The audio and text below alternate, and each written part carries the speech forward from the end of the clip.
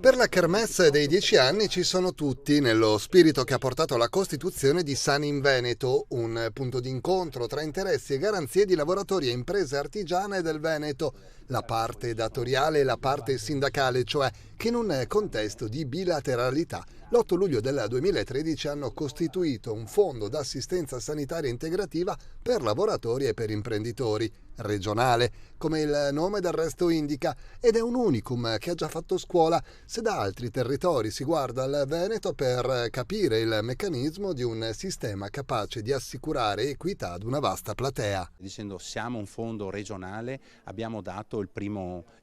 strappo, diciamo, a quello che poteva essere una tendenza di avere un fondo centrale. E poi la seconda cosa molto importante è stata quella di passare, diciamo, dall'assicurato all'autogestito. Lì abbiamo dato un altro strappo importante per dire noi abbiamo la capacità di gestire i nostri fondi, di raccogliere i nostri fondi e di distribuirli nel territorio e ritornarli solo ed esclusivamente a chi li ha versati. Noi siamo un fondo che eroga direttamente, quindi non abbiamo nessun'altra finalità che non sia quella del supporto.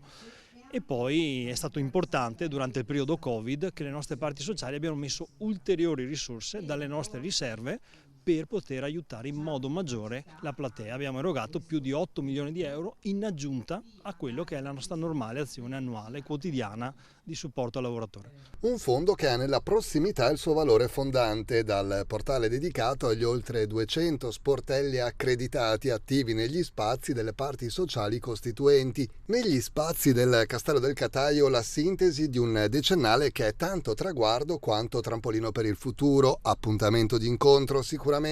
ma anche di confronto nel parco di quella che è considerata la reggia dei Colli Euganei, brindando a numeri in continua crescita. Nei primi 2 mesi del 2023 sono infatti già state raccolte 1 migliaio di nuove sottoscrizioni.